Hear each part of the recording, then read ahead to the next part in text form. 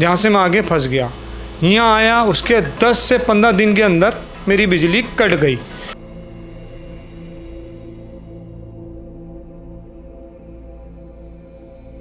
गुरुद्वारे में रहा मैं, मंदिरों में सोया, और प्लस मेरी बच्चियां कभी नानी के, कभी बुआ के, कभी कहीं, कभी मेरी बेटियां गुरुद्वारे में मेरे साथ सो जाया करती थी, दोनों ही है। भूखी प्यासी सारा दिन भूखे, पैरों में छाले हो गए। एमसीडी जाती थी और बिजली दफ्तर जाती थी, वहाँ धक्के खाए, नहीं लगेगा, नहीं होगा कुछ भी। पानी भरने जाते थे ना मस्जिद में, तो वो ना हमें भगाते करते थे, कहते थे तुम्हारा बाप का नल नहीं है जो तुम पानी भरने आते हो यहाँ पे, कहते तुम जाओ यहाँ से, तुम्हारा बाप का नल नहीं है, निकलो यहाँ से, हमें भगाते करते थे। मोमबत्तियाँ मंगाती थी, रोज़ पैकेट आते थे मोमबत्तियों के, जब जाके इनका काम कंप्लीट करवाती थी। मुझे डरा धमका के मुझसे घर खाली कराने की कोशिश करी जा रही है। मेन मुद्दा ये आपसे ये खाली करवाना चाहता। हाँ, मुझे खाली कराने की धमकी दी जा रही है। मैं 3 बेटियों और बाबू, मैं लड़ नहीं सकता। मुख्तसर सी ज़िंदगी के अजीब फसाने हैं, यहाँ तीर भी चलाने हैं और परिंदे भी बचाने हैं। नमस्कार दोस्तों, मैं Narendra Dhawan, Delhi up to date के आज के स्पेशल एपिसोड में आपका स्वागत है। मेरे साथ जो अभी आप परिवार देख रहे हैं, इनकी गरीबी, इनकी गुर्बत की कहानी आज जब आपको बताऊंगा तो शायद आपके पैरों के तले से ज़मीन निकल जाएगी। जी हाँ, ये परिवार दिल्ली के सदर बाज़ार के से सटे हुए गली भरनावाली में रहता है। देख सकते हैं कि इस घर के हालात, और अभी हम आपको जो विजुअल्स दिखाएंगे वो भी आपको देख के कहीं ना कहीं सोचने पे मजबूर कर देंगे। देख सकते हैं जो भाईजान हमारे साथ बैठे हुए हैं, मोहम्मद कामिल कुरैशी इनका नाम है, और ये अपनी 3 बच्चियों के साथ इस जगह पर रहते हैं। लेकिन समय का चक्र कैसा चला जिसने इनको पिछले 4 सालों से ऐसी दुविधा में डाल रखा है कि ना इनका जीना बनता है और ना ये मर सकते हैं। क्यों? क्योंकि 3 बच्चियां को इन्होंने पढ़ाना है, लिखाना है और इनकी शादी करनी है। किस्सा कुछ ऐसा शुरू होता है कि साल 2020 में ये इसी घर को सिक्योरिटी पर लेते हैं। 8,80,000 रुपये इन्होंने अपनी ज़िंदगी की गाड़ी कमाई की इकट्ठी करके इस मकान को सिक्योरिटी पर लिया ताकि इनके बच्चों का आशियाना बन सके और ये तसल्ली से अपनी रोजी रोटी कमाएं और इन बच्चियों को पढ़ाने लगे। लेकिन कहते हैं ना कि इंसान कुछ सोचता है और ऊपर वाला कुछ और।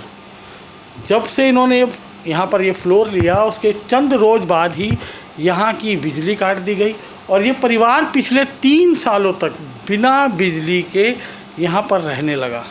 और ऊपर से एमसीडी ने एनक्रोचमेंट के नाम पर यहाँ पर एक इनका जो बाथरूम था, वो एक दूसरा पोर्शन था, उसको भी सील कर दिया। कहानी यही नहीं रुकती। किसी तरीके से ये लोग अपना पेट पालते रहे, अपनी 2 वक्त की रोटी की जद्दोजहद करते रहे। तो चलिए आपको पूरी दास्तान इन्हीं की ज़ुबानी सुनाते हैं कि क्या हुआ, कैसे हुआ और क्या इन पर गुजर रही है। सर, आपका नाम? मोहम्मद कामिल कुरैशी नाम है मेरा। ये पूरा कुछ क्या हुआ, क्या वाक़या क्या है, पूरी घटनाक्रम बताएंगे हम। मेरे पास शुएब आया कि ना हमारा गली बनना में मकान है, वो आप ले लो। शुएब कौन है? ये दानिश का पार्टनर होता है। दानिश कौन है? दानिश इस मकान का मालिक है जिनने इखलाक के भाई से ख़रीदा था। कब की बात है ये? 2020 की। तो मैंने भाई ये मकान में दे दो, 2 कमरे पसंद आए, मेरी 3 बेटियां, मैंने बच्चे इसमें हो जाएंगे, हम उसमें हो जाएंगे, आधे रह लेंगे, बड़ा है, अच्छे बच्चे पढ़ भी लेगी। मैंने इस मारे ले लिया अपनी आरामदायी के लिए। उस टाइम में मुझे मकान मिल नहीं रहा था अपना ज़ाती, कि मेरे पे पैसे कम थे, मैं कहीं से करता अरेंज तो अपना घर कर लेता। प्लस मैं इनके जहाँ से मैं आगे फंस गया। यहाँ आया, उसके 10 से 15 दिन के अंदर मेरी बिजली कट गई। फिर उसके बाद शुएब मेरे घर आता है, कहता है यार तुम चोरी की लाइट लगा लो। कितने रुपए में आपने ये लिया था? 8,34,000 हमने मकान लिया था ये सिक्योरिटी पे। प्लस शुएब को मैंने कहा भाई हमारी बिजली कट गई तो हमें बिजली मीटर लगवा के दो। तो दानिश बोलता है मैंने तुझे मीटर लगा दिया था। तो मैंने भाई उसका ड्यू तो वो भरेगा जिसने पहले इसके ऊपर ड्यू चढ़ा रखा था। तो बिजली कटी क्यों थी? ये इस पर बैलेंस था 20,000 का और एक छापा था इस पर, उस पर ऐसे ही चलाता था कोई, उसका छापा भी नहीं भरा इन्होंने और इसका ड्यू भी नहीं भरा। वो मीटर उतर गया। फिर मैंने उससे जा के कहा, मैंने मेरी 3 बेटियाँ बिना लाइट के नहीं रह पा रही, मेरे घर में पानी की और खाने पीने की तो परेशानी हो रही है मुझे। तो कहता ये तो मीटर लगा दिया था, अब तो मुझे 50,000 रुपये थे जब तो मीटर लगा के दूँगा। मैंने भाई मेरे को तो रोटी खाने के भी पैसे नहीं है, मैं कहाँ से दूँ? जो थी मैं जमा पूंजी दे दी, जो मैं 1000-1500 कमाता हूँ, मेरे बच्चों में खर्च हो जाता। 3 साल मतलब आपका जो मीटर कटा उसके बाद कितना टाइम बाद अभी आपका मीटर लगा? ये 2023 में लगा है, 2023 में लगा है मेरा। तो आपने 2-3 साल का जो टाइम है बगैर बिजली के तो? हाँ, गुरुद्वारे में रहा मैं, मंदिरों में सोहा, और प्लस मेरी बच्चियाँ कभी नानी के, कभी बुआ के, कभी कहीं, कभी मेरी बेटियाँ गुरुद्वारे में मेरे साथ सो जाया करती थी दोनों ही। अब कहाँ रहेंगी जब रहने की सुविधा नहीं? किसी के घर जाओ तो शर्म आती थी। 1500 रुपये 5 जनों को कौन उठाएगा खर्चा? वो अपने बच्चों का उठाएंगे क्या मेरे बच्चों का खर्चा उठाएंगे? बच्चों के लिए कुछ लाऊंगा तो उनके भी बच्चे हैं, मेरी बहन के कोई भी। अब मेरा मन करेगा अपने बच्चों ने तो उनके नहीं बचे, तो खर्चा तो मेरा बढ़ा ही जा रहा था बजाय और कुछ। फिर मैं इनसे कैसे फाइट लड़ता, मेरा बिजली का बिल था वो सब कैसे ड्यू भरता मैं, कैसे? बाद क्या हुआ? उसके बाद मैं ठोकरे खाता रहा, उनने 2 आदमी मार दिए, वो जेल चला गया, मैं शुएब के पीछे पड़ा रहा। भाई तूने दिलाया था मकान, तू कर, तू इसमें पार्टनर है। कहता मैं इसमें पार्टनर नहीं हूँ। मुझे 2-3 बदमाशों से चेहरे कराने लगा, कई बदमाशों से चेहरे कराने, मेरे पे अटैक भी हुए 2-3 दफ़ा। मैंने सोचा शायद ऐसी लड़ाई हो रही हो मेरी, मगर इन्होंने 2 दफ़ा और कराया। अब ये जो हुआ है 16 तारीख को क्या हुआ? 16 तारीख को मेरी बेटी ने लिम्का की बोतल माई, बाबा मुझे लिम्का पीनी है, मुझे जलन हो रही है।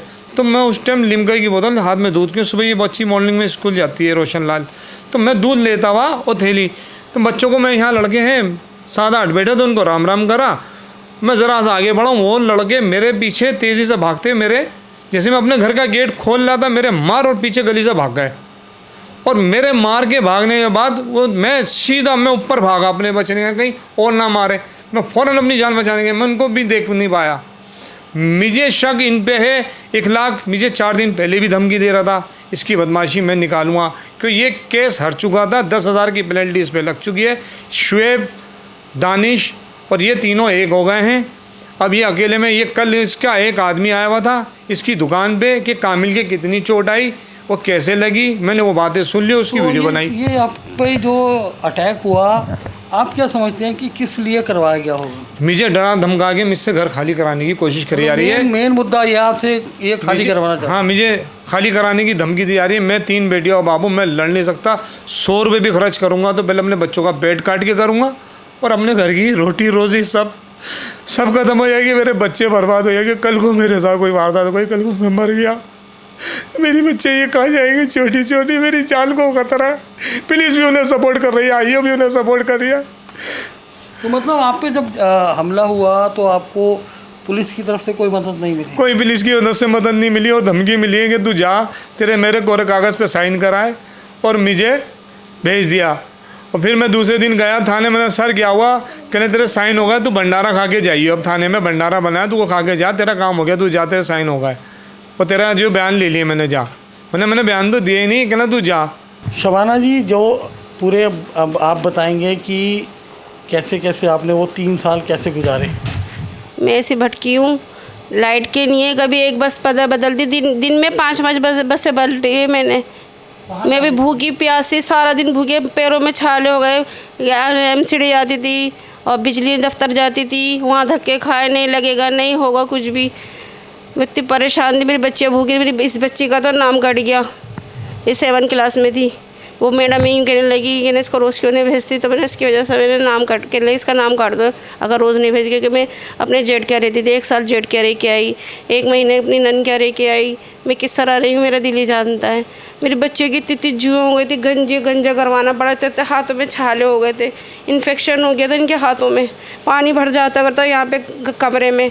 जब मैंने नाम क्या पढ़ती थी ना, बच्चियाँ पढ़ाई करती थी, तो नीचे ना मोबाइल लेके भेजती थी, तो ना चार्ज होता था दोनों मोबाइल, या तो कि ना नीचे वाले बेचारे क्या करते थे, भाई अब आज अभी मत लगाओ, बाद में आके लगाना। मैं बैठी रहती थी सारा दिन, ना खाना ना पीना ना कुछ होता था। बच्चे रोते, अम्मी हम काम कैसे करें, स्कूल का किस तरह करें। मैंने बेटा कल अब क्या करें। मोमबत्तियाँ मंगाती थी, रोज़ इतना पैकेट आते थे मोमबत्तियों के, जब जाके इनका काम कंप्लीट करवाती थी।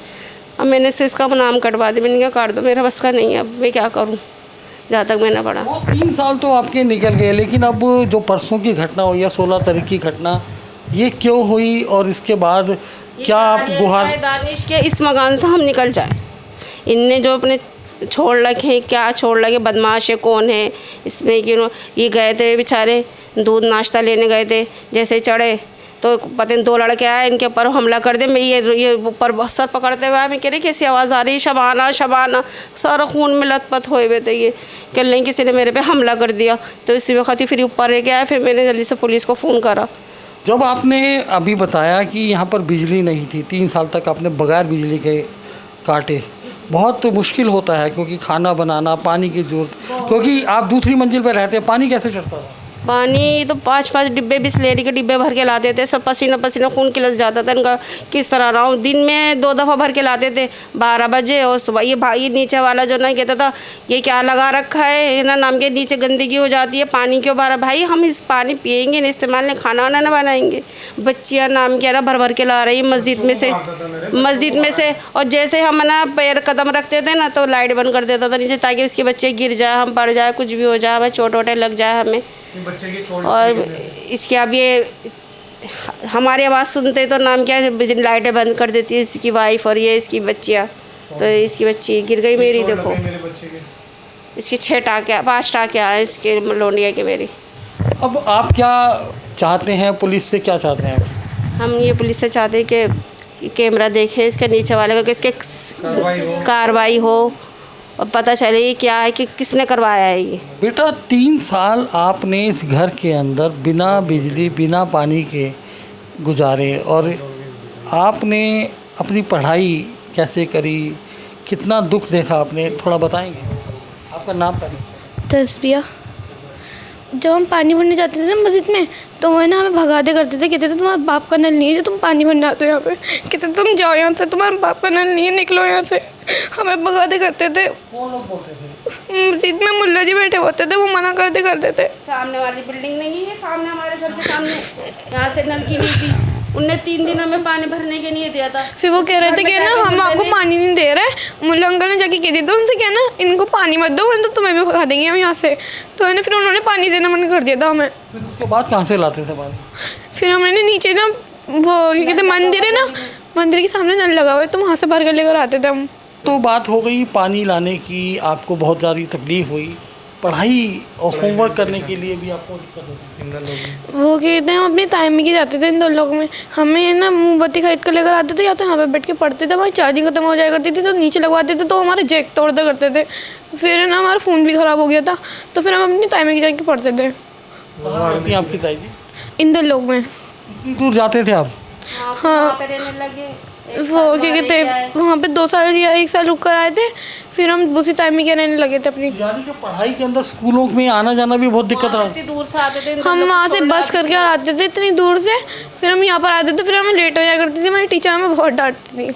अभी मुझे बताया भी गया था कि आप गुरुद्वारे में भी जाके लंगर खाते रहे काफ़ी टाइम तक। वो कहते हैं ईद वाले दिन में हम वहीं पर ही सोए थे, पापा तो गाड़ी में सोए थे और हमें अपनी टाइमिंग के सो रहे थे, क्योंकि हमारे घर में लाइट नहीं थी। गुरुद्वारे में भी आपने भी कई टाइम गुरुद्वारे के अंदर गुजारा? हाँ, 2-3 साल मैंने गुजारा, अपने बच्चे भी लेके गया हूँ मैं। इसको तस्बिया को नम्रा ज़्यादा रही है मेरे साथ, इससे ज़्यादा मेरा होता लगाव, क्योंकि इसके तकलीफ रहती थी। गुरुद्वारे में खाना सही मिलता था, डाइटिंग बच्चों को वहाँ मिल जाया करती थी, वहाँ वक्त गुजर जाया करता था, वहाँ नहाने की सुविधा थी, पानी की सुविधा थी, बच्चे वहाँ रहते थे टाइम पे, चाय हर चीज़ वहाँ सरदार, वहाँ हर चीज़ मिलती थी, लंगर होता था, लंगर में हर चीज़ मिलती थी, चाय पापे, हर आदमी हर चीज़ लेके आता था, आदमी कोल्ड ड्रिंक फ्रूटी। तो मैंने बच्चे जब तक परेशानी में यहाँ रुक जाएँ गुरुद्वारा, वहाँ सेवादार हमें पहचान गए, ये बच्चे परेशान हैं, हमारी को खाना टाइम पर हर चीज़ मिलती थी, हलवा भी मिल जाया करता था वहाँ। अब हम कुछ मुझे अपने मंडी का काम करके 12 बजे के बाद इनको बच्चों को यहाँ लाइट नहीं थी। आप काम क्या करते हैं, कैसे गुजर बसर करते हैं? सर मैं गाड़ी चलाता हूँ, 50 रुपये सवारी चलती है, इसमें 6 सवारी बैठती है 300 रुपये की। हम गाजीपुर मंडी छोड़ते हैं, वहाँ से 101 रुपये की उठा लेता हूँ, 400 का चक्कर बनता है, जिसमें 200 की गैस। इको गाड़ी मेरी, इको 7 गाड़ी है मेरे पास। जब से ये बच्चे परेशानी मांगा तो काम में मन नहीं लगता, इधर बच्चे रोते थे, गर्मी हो रही, पापा 100-200 का काम करता था, वो बच्चों में खर्च ज़्यादा करते थे। मेरा नाम नम्रा है और वो आपको कुछ प्रॉब्लम भी है चलने वगैरह? जी, वो मेरी पैदाइशी है, वो कमज़ोरी है, तो कैल्शियम की कमी भी है मेरे में, तो इसलिए। तो आप ही का नाम कटा है पढ़ाई लिखाई में? जी मेरा ही नाम कटा है, क्योंकि है ना हमें ना बिना लाइट के रहते थे, पानी की परेशानी होती थी, काम भी कंप्लीट नहीं होता था। मेरे पापा रोज़ मोमबत्तियाँ लेके आते थे, तो इस वजह से। तो आपको चोट कैसे लगी है जो आपने अभी दिखाई है? वो है ना नीचे जो रहते हैं ना हमारे मुल्ला जी, उन्होंने ना अंधेरा कर रखा था और ना चुईयादानी रख, हाँ जीने में, तो चुईयादानी भी रख रखी थी बिल्कुल जीने पे। तो मैंने देखा नहीं, मेरा पैर फिसल गया तो उससे मेरा पूरा कट गया, तो इसलिए टाँके आए मेरे 5। जब आपको चोट लगी आपने घर में किसी को बताया था? मैंने अपने डैड को बताया था। मैंने कहा था कि पापा मेरे चोट लग गई, मैं जीने पे से गिर गई। तो पापा गुस्सा होने लगे। मैंने कहा पापा मैं ये मेरे नसीब में थी, चोट मेरे लग नहीं थी ये। तो पापा कहने लगे ओके बेटा। फिर मैं हॉस्पिटल गई, फिर ना हम सुबह 4 बजे आए हॉस्पिटल से, फिर दोबारा गए हम, फिर मेरे टाँके लगे। शबाना जी, अभी हम बात कर रहे थे आपकी 3 बच्चियां हैं, अभी यहाँ पर तो 2 बच्चियां हैं, तीसरी बच्ची कितनी बड़ी है और वो कहाँ रहती है आप? मेरी तीसरी बच्ची 16 साल की, वो अपनी मौसी के गई हुई है। कौन सी क्लास में पढ़ती है? वो 12 कर चुकी है। तो अभी आपके साथ ही रहते हैं, अभी आज नहीं है यहाँ? नहीं आज नहीं है, वो अपनी मौसी के गई हुई है। वो जब से अटैक हुआ मैंने इसको इधर कर दिया। मैंने कहा तुम वहीं रहो, अपनी मौसी के यहाँ नहीं आना। जवान बेटी है मेरी और इतनी मजबूत नहीं है मेरे किवाड़ ये, और मुझे इनसे भी डरते। ये भी गई हुई थी ताया के अपने, इसको भी भेज रखा था मैंने। तो मैंने इसको आज से ना बुला लिया। ये कह रही अम्मी मुझे डर लग रहा है, मुझे बुला लो, मुझे डर लग रहा है। मैंने इसको वहाँ से बुला लिया। मैंने इस बार जवान है तो इसको वहीं रखा है मैंने। यहाँ पर एक बात मैं वही कहना चाहूँगा कि आखिर इस परिवार के लिए दिल्ली की कहानी है, ये किसी दूर देहात की नहीं है, ये दूर किसी गांव की कहानी नहीं है, ये देश की राजधानी के बीचों बीच बसे हुए एक परिवार की है। ये परिवार जो दिल्ली में ही रहता है, इस पर कितनी मुसीबतों का पहाड़ टूटा, किस किस तरह के जुल्म और सितम इन्होंने सहे, केवल इसीलिए कि ये परिवार एक गरीब और मजलूम परिवार था। इस परिवार का जो मुखिया है वो 3 बच्चों की तरबियत कर रहा था, 3 बच्चियों को पाल पोस रहा था, केवल इसीलिए कि वो अपनी बच्चियों को पढ़ा लिखा ले और उनको किसी काबिल कर दे और उनकी शादी कर सके। और यहाँ पर मैं एक बात का जिक्र और करना चाहूँगा कि कुछ लोग ये कहेंगे कि ये परिवार गरीब कैसा कि जो 8,80,000 रुपये सिक्योरिटी पर दिल्ली के अंदर मकान ले सकता है, तो वो परिवार गरीब कैसा है। तो जनाब मैं उनके लिए कहना चाहूँगा कि वो जो 8,80,000 रुपये इस शख्स ने जमा किए थे और इनकी बीवी ने जो जमा किए थे, वो इनके जीवन भर की गाड़ी पूंजी की कमाई थी। जब बच्चों के सर पर छत देने की बात आती है तो गरीब माँ बाप तिल तिल जोड़कर अपने बच्चों के लिए आशियाना बनाते हैं। लेकिन जब वही आशियाना आप देख सकते हैं कि किस तरीके से हालात में ये रह रहे हैं और जो इनसे छीनने की कोशिश की जा रही है और इन पे हमले हुए, अभी तो ये इनके ऊपर पहला हमला था। क्या होगा इस परिवार का, इस बात की संजीदगी को देखते हुए ये हम आपके सामने ये पूरा एपिसोड रख रहे हैं। हम आपके सामने भी ये बात पूरी रख रहे हैं और इस देश के और दिल्ली के शासन और प्रशासन और पुलिस के ऊपर भी ये पूरी बात रख रहे हैं कि आखिर इस परिवार को अभी तक मदद क्यों नहीं दी गई। जिस व्यक्ति पर अगर प्रहार होता है, अटैक होता है, उसकी FIR नहीं लिखी गई, उसकी कोई अभी तक निशानदेही नहीं की गई, क्योंकि दिल्ली के अंदर जगह जगह CCTV कैमरे लगे हुए हैं। आखिर कोई आदमी दिन दिहाड़े बीचों बीच एक शहर के अंदर, एक बसे बसाए नगर के अंदर किसी पर हमला करके निकल जाता है और किसी को कुछ नहीं पता लगता, तो निश्चित तौर पर ये एक साठगांठ है। ये लैंड माफिया भी कहेंगे जो इनसे ये मकान खाली करवाना चाहते हैं। तो ये थी तमाम जानकारी जो हमने आपको दी। आप अपनी राय, अपना कमेंट ज़रूर दीजिए और इस परिवार की मदद के लिए आप ज़रूर आगे आइए। आज के लिए इतना ही। शीघ्र मिलते हैं नए एपिसोड के साथ। मैं नरेंद्र धवन, दिल्ली अपडेट के लिए। जय हिंद, जय भारत।